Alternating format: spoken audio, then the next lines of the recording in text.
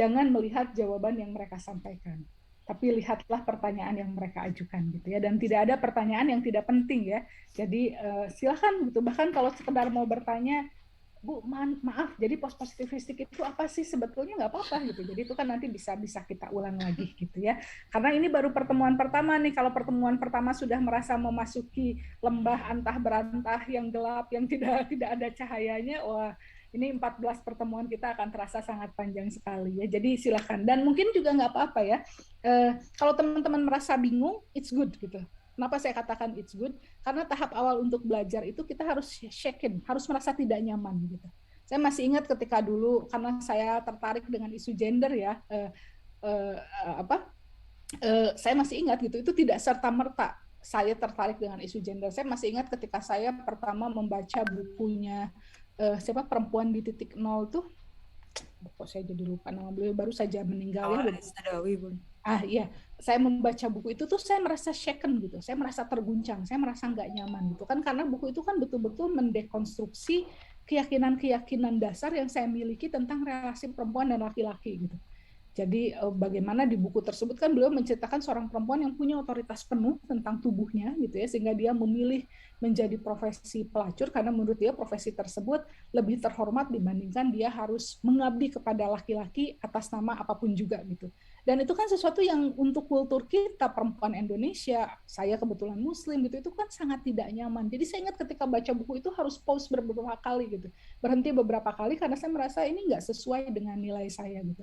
Tentu bukan kemudian pada akhirnya saya juga completely embrace ya hal yang ditawarkan di buku tersebut, tapi karena ketidaknyamanan itulah kemudian saya mencoba mencari referensi-referensi yang lain gitu, mencoba memahami apa sih sebetulnya kritik yang disampaikan oleh penulis ini, kenapa dia sampai mengkritik tulisan tersebut. Jadi kadang-kadang dari satu ketidaknyamanan itu kan mengantarkan kita kepada referensi yang lain, dan pada akhirnya kita bisa merasa bahwa oke, saya paham apa yang mau dia sampaikan. Nah, maksud saya mungkin teman-teman ada merasa, aduh ini apa ya, kok beda dengan pendekatan ketika satu, and that's fine gitu ya. Itu titik awal buat kita bisa lebih melakukan penelitian ini. Kalau teman-teman sudah nanti bisa melakukan penelitian, maka penelitian ini bisa menjadi proses yang fun gitu ya, menarik, menyenangkan.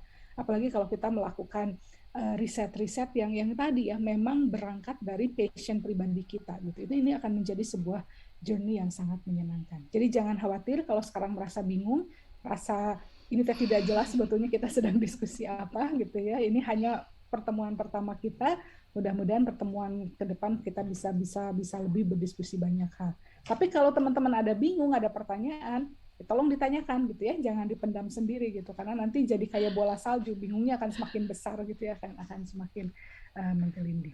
Itu saja mungkin ya, kalau tidak ada pertanyaan ya. Bu Neni ada pertanyaan kayaknya tadi ya, mau ada pertanyaan dulu Bu Neni ya, silakan Bu Neni. Bukan pertanyaan sih Bu, tapi sebetulnya berhubungan dengan filsafati ilmu. Jadi dari penuturan ibu tadi bahwa keempat sumber ilmu pengetahuan tadi kan ketika sudah menjadi riset kan masih tetap memiliki keterbatasan parsial, masih tetap dipertanyakan. Lalu berpikir bahwa jadi sebenarnya yang benar itu yang seperti apa gitu, ilmu pengetahuan yang benar itu yang seperti apa. Jadi saya nyambung, saya langsung merinding Ibu. Jadi ternyata bahwa ilmu pengetahuan itu sumbernya memang dari Allah ya Bu ya, dari Tuhan gitu. Jadi eh, jadi kita itu mencari ilmu pengetahuan hanya untuk mendekatkan diri kepada Sang Pencipta mungkin ya Bu ya. Jadi saya melihat bahwa ternyata penelitian itu bukan hanya sebatas penelitian. Uh, Intinya adalah untuk mencari kebenaran ilmu pengetahuan. Mungkin seperti itu ya Bu ya. Betul tidak? Iya dan tidak gitu. Iya dan tidak seperti ini gitu. Saya agak hati-hati di dalam mengklaim bahwa terutama dalam mengklaim kebenaran ilahi gitu ya. Karena kalau saya sendiri melihat tadi kebenaran itu sesuatu yang parsial gitu ya. Tadi seperti ilustrasi dari Rumi gitu. Bagaimana Tuhan itu memiliki sebuah kaca besar, kemudian kaca ini dipecahkan, pecahannya jatuh berkeping-keping ke dunia, dan setiap orang mengambil satu kepingan dan mengklaim bahwa mereka sudah menemukan kebenaran gitu. Atau kalau mungkin ibu bapak ingat ilustrasi, ini ilustrasinya sebetulnya ini ya agak problematik tentang orang tunanetra gitu ya, karena jadi ada agak diskriminatori ini dengan orang tunanetra yang memegang gajah gitu ya. Bagaimana ketika dia memegang bagian tubuh yang berbeda, dia akan sampai pada kesimpulan yang berbeda tentang gajah. Jadi ketika dia memegang telinganya, dia akan mengatakan, oh gajah itu lebar, pipih gitu ya. Ketika dia megang kakinya, dia mengatakan, oh gajah itu tinggi, besar gitu ya.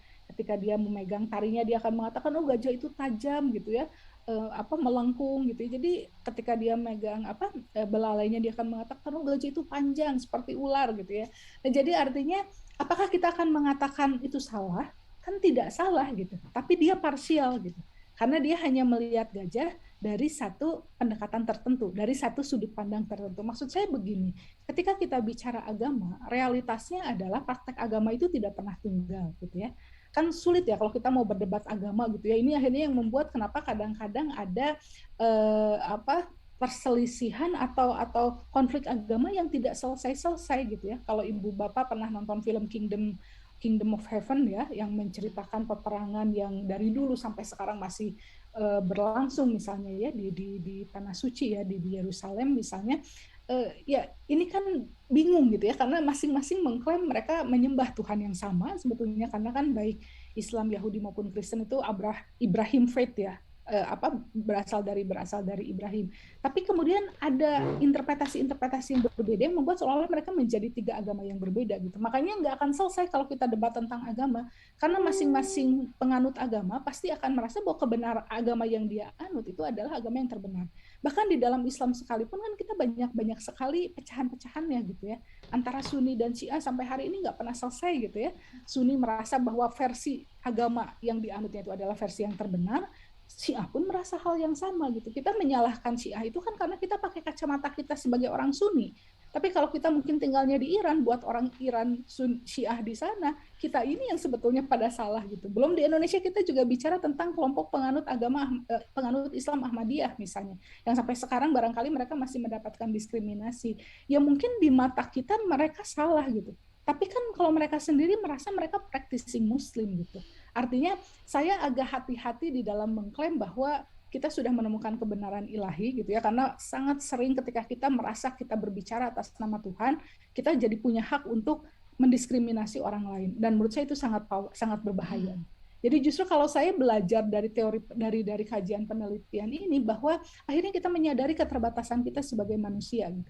Karena informasi apapun yang kita temukan, hatta ya, bahkan itu juga informasi agama, informasi itu senantiasa parsial. Jadi kebenaran agama yang saya laksanakan juga ini adalah kebenaran agama hasil interpretasi saya berdasarkan referensi-referensi yang saya miliki gitu. Tapi apakah kemudian saya bisa mengatakan bahwa interpretasi orang lain salah? Agak sulit karena realitasnya kan berbeda gitu ya. Ini terus terang ketika saya kuliah di Malaysia, kebetulan saya di Malaysia itu kuliah di kampus Islam, ya, International Islamic University Malaysia. Dan saya tuh sebetulnya S1 punya 2 gelar. Yang satu sarjana psikologi, yang begini-begini juga saya punya gelar SAG sebetulnya ya, cuman mungkin nggak kelihatan kayak Mama Vina gitu ya. Jadi nanti saingan sama Mama Dede gitu ya. Tapi artinya di Malaysia terus terang tadi kembali saya shaken gitu ya. Saya misalnya pengalaman kultural yang sangat sederhana ini ya. Misalnya saya masuk ke masjid, kemudian saya ngelihat orang dari Pakistan sholat, itu kan kalau ibu teman-teman pernah ngelihat orang Pakistan sholat itu kan mereka pakai kerudungnya juga kan cuma pakai selendang, kemudian mereka kan biasanya bajunya itu 3/4 ya, yang baju khasnya Pakistan, nggak pakai kaos kaki dan mereka langsung sholat gitu. Dan itu biasa gitu dilakukan oleh mereka. Karena kan kalau saya mau mengklaim sholatnya salah gitu karena nggak sama dengan cara sholat saya, mereka juga berangkat dari penafsiran loh. Mereka juga punya referensi loh yang mereka lakukan yang itu dibenarkan oleh ulama mereka. Jadi artinya kalau saya sih agak hati-hati ya dalam mengatakan bahwa oke, mungkin at the end of the day apa yang kita lakukan ini adalah sebuah upaya kita untuk mencapai kebenaran yang hakiki. Tapi menurut saya sebagai seorang manusia kita nggak pernah sampai ke kebenaran yang hakiki itu. Kebenaran yang kita miliki selalu kebenaran yang parsial.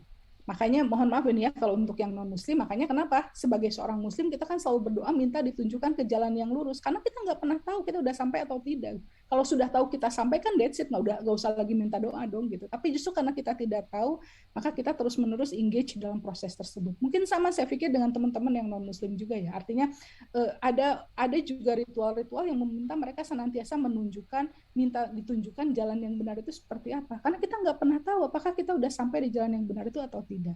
Jadi kalau saya justru ketika mempelajari filsafat ilmu pengetahuan, saya makin menyadari betapa sebagai manusia kita punya keterbatasan dan betapa setiap klaim kebenaran yang kita miliki itu sebetulnya senantiasa parsial. Dan kalau kita menyadari itu, harusnya di dunia ini nggak akan ada konflik, apalagi konflik karena keyakinan ya. Karena tadi kita akan menyadari betapa konstruksi kebenaran orang itu memang sangat tergantung interpretasi yang dimiliki oleh orang-orang tersebut gitu. Dan ini yang kadang-kadang membuat kenapa perselisihan antar agama itu susah dihilangkan, karena masing-masing kan mengklaim merasa sudah menemukan kebenaran. Gitu. Jadi merasa bahwa oke, ini kebenaran versi saya gitu. Kebenaran versi kamu itu nggak penting. Saya nggak mengatakan bahwa pada akhirnya kita harus menerima semua bentuk kebenaran gitu ya. Silahkan kita barangkali punya satu versi kebenaran yang kita yakini. Tapi membuka ruang, membuka empati bahwa orang lain pun mungkin punya penafsiran kebenaran yang berbeda, menurut saya itu menjadi penting gitu. Jadi kita bisa lebih bijaksana gitu. Ini tough subject sih ya Bu Neni ya, tapi mudah-mudahan sedikit banyaknya teman-teman bisa paham. Tapi kalau ada yang nggak setuju mah nggak, feel free ya. Silakan. Terima kasih Bunda. Silakan, ada yang mau ditanyakan lagi? Bun, paling Elva meminta referensi yang bisa mensupport mata kuliah ini apa saja. Nanti buku bacaan, jurnal ya. Di silabus itu nanti akan ada ya di RPS Elva. Tapi mungkin untuk referensi awal gitu ya, kalau teman-teman tertarik, ada buku yang ditulis oleh Sandra Harding, 2 buku ya. Yang pertama Whose Science, Whose Knowledge. Saya ragu ini sudah diterjemahkan ke bahasa Indonesia, sayangnya gitu ya. Tapi buku ini sangat-sangat bagus sekali kalau menurut saya, Whose Science, Whose Knowledge, karena dia bicara tentang Whose Science, Whose Knowledge ini bicara tentang tadi bagaimana konstruksi ilmu pengetahuan itu ternyata sangat dipengaruhi oleh latar belakang kita, termasuk latar belakang gender gitu ya. Jadi bagaimana di buku tersebut dia mempertanyakan wacana ilmu pengetahuan yang cenderung maskulin gitu ya. Jadi penekanan kepada keterukuran, kepada rasionalitas itu kan ciri-ciri maskulin. Jadi dia di awal tuh bicara cukup panjang tentang sejarah ilmu pengetahuan, Whose Science, Whose Knowledge. Kemudian buku Sandra Harding yang kedua terkait dengan feminis methodology. Jadi feminis metodologi, kadang-kadang kita suka alergi ya dengar kata feminis gitu, tapi sebetulnya kalau sudah dipelajari, feminis metodologi itu menawarkan cara pandang yang menurut saya justru terutama ketika kita melakukan penelitian dengan anak ini menjadi sangat penting, karena inti dari feminis metodologi kan sebetulnya memastikan adanya keterwakilan dari kelompok-kelompok yang selama ini diabaikan. Nah, di situ juga dia kembali banyak mengkritik ya tentang wacana-wacana ilmu pengetahuan yang dibangun oleh kacamata positivistik tadi. 2 buku itu menurut saya menjadi penting. Yang lain buku Creswell ya, Introduction to Qualitative Research, itu juga buku dasar yang juga tetap penting. Di bab awal juga Creswell juga mendiskusikan gitu ya tentang sejarah ilmu pengetahuan gitu ya. Saya sebetulnya sama Bu Hani juga ini ada proyek bersama ya, nulis buku penelitian kualitatif gitu ya, tapi belum aja sampai sekarang. Mungkin sambil promosi gitu ya, saya pernah mengedit bukunya sendiri ditulis oleh berbagai dosen UPI. Saya kebetulan mengedit dengan Bu Tutin, kemudian dengan Prof. Didi tentang penelitian kualitatif. Di bab 1, saya, Bu Tutin, dan Pak Didi menuliskan bab pengantar yang mencoba tadi mendudukkan perdebatan ilmu pengetahuan dari paradigma positivistik dan post-positivistik. Bukunya ada di UPI Press gitu ya. Jadi mangga kalau teman-teman ingin, itu dalam bahasa Indonesia kebetulan gitu ya. Jadi kalau teman-teman ingin membaca buku tersebut, mangga bisa menghubungi UPI Press gitu ya. Punten jadi self promotion gitu ya. Jadi karena memang referensi kualitatif, referensi bukan sekedar referensi kualitatif ya, referensi penelitian yang tidak hanya bicara pendekatan metodologis di kita itu masih jarang sekali gitu. Jadi makanya seringkali kan orang mengambil kuantitatif kualitatif itu udah kayak milih baju aja gitu. Hari ini saya pengen pakai jaket, besok pengen pakai sweater gitu. Padahal seperti yang tadi saya katakan, kadang-kadang kita memilih metodologi itu karena ada pertimbangan filosofisnya gitu. Nah, Kalau untuk teman-teman yang masih bingung tentang positivistik dan post-positivistik, mudah-mudahan nanti di kelas teori kritis akan lebih bingung lagi. Loh, kok ya? Mudah-mudahan di teori kritis nanti bisa terjelaskan lebih jelas lagi ya. Tadi Bu Eis raise hand, silahkan Bu Eis barangkali. Terima kasih Bunda Hani. Bunda Vina ya. Mohon maaf Bunda Vina. Apa-apa. Iya. Ibu ini berkenaan dengan pemilihan metode penelitian. Tadi kan ada kuantitatif dengan kualitatif dan saya pernah melakukan memang penelitian itu kualitatif karena saya berpikir bahwa kualitatif itu lebih mudah karena hanya berisi tentang kajian literatur saja. Tapi ternyata setelah mendengarkan penjelasan dari Bunda Vina tadi, ternyata semuanya memiliki kelemahan dan kelebihan tersendiri gitu. Akan tetapi yang ingin saya tanyakan di sini, tadi kan pemilihan metode penelitian itu tergantung pada pertanyaan penelitian yang kita miliki kan ya Bun tadi itu. Tapi ini bagaimana atau tolak ukur seperti apa dan agar pemilihan metode penelitian kita itu efektif dan semestinya kita tidak salah pilih sehingga menjadi suatu rencana pemilihan metode penelitian yang matang. Karena dikhawatirkan ketika kita memilih pemilihan metode penelitian yang kualitatif tetapi di tengah jalan seperti yang tadi pernah dijelaskan oleh Bunda Vina ternyata lebih tertarik dengan metode kuantitatif. Nah, saya mungkin itu saja Bunda Vina yang ingin saya tanyakan. Semoga menjadi referensi untuk saya ketika saya mengajukan tentang proposal tesis, apakah metode penelitian kualitatif ataukah kuantitatif yang akan saya pilih. Terima kasih Bunda Vina. Assalamualaikum warahmatullahi wabarakatuh. Assalamualaikum warahmatullahi wabarakatuh. Mungkin yang pertama Bu ya, saya nggak bisa menjawab secara langsung sekarang, tapi mudah-mudahan pasca mengikuti perkuliahan ini 1 semester, Ibu nanti bisa lebih ajeg di dalam memilih apakah kuantitatif atau kualitatif. Tapi mungkin ada beberapa hal yang ingin saya tanggapi. Yang pertama, asumsi bahwa penelitian kualitatif lebih mudah ya, karena dia hanya melakukan literatur review saja. Literatur review itu bukan satu-satunya metode penelitian kualitatif, Bu. Penelitian kualitatif itu sangat banyak. Ada studi kasus, ada etnografi, ada discourse analisis. Bahkan PTK pun kalau menurut Glenda McNaughton itu masuk sebagai penelitian kualitatif gitu ya. Jadi artinya dia sangat beragam sekali gitu ya. Jadi kajian literatur review itu sebetulnya hanya salah satu saja gitu. Dia bukan satu-satunya. Bahkan literatur review ini juga digunakan bisa dalam penelitian kuantitatif.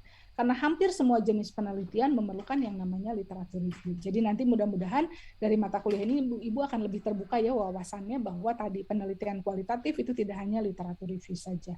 Dan sebetulnya yang ingin saya tekankan adalah bahwa di tingkat kita sekarang pemilihan metodologi itu kadang-kadang tidak sekedar pemilihan metodologi saja, tapi pemilihan epistemologis. Ada cara pandang yang membuat kita menentukan bahwa saya harus memilih kuantitatif atau saya harus melakukan kualitatif. Meskipun juga tetap ya bahwa pertimbangan pragmatis berangkat dari pertanyaan penelitian juga tidak kalah pentingnya gitu ya. Nah, nanti kita akan diskusikan ya lebih lanjut Bu, bedanya Bu Eis, bedanya penelitian kuantitatif dengan kualitatif itu apa, sehingga mudah-mudahan dari situ Ibu bisa memahami kira-kira apa sih beda yang sangat signifikan di samping perbedaan metode perbedaan filsafat antara penelitian kuantitatif dengan kualitatif ini. Jadi ini pertanyaan yang akan dijawab dalam 1 semester ya, Bu Eis ya. Mudah-mudahan seperti Baik, terima kasih Bunda Vina. Tadi ada yang raise hand ya, kayaknya siapa tadi itu saya lupa. Bu Yana, ya silakan Bu Yana Agustin. Oh iya, terima kasih Bu. Assalamualaikum warahmatullahi wabarakatuh. Izin bertanya Bu, di saat S1 PG PAUD yang saya jalani, penelitian yang saya lakukan itu menggunakan metodologi campuran. Nah, itu apakah memungkinkan ketika diterapkan di perkuliahan S2 atau mungkin nanti saat menyusun penelitian S2 gitu? Apakah memungkinkan menggunakan metodologi campuran kualitatif dan kuantitatif? Terima kasih, Bu. Ya baik, sama-sama Bu Yana. Saya akan mengatakan yes and no gitu ya.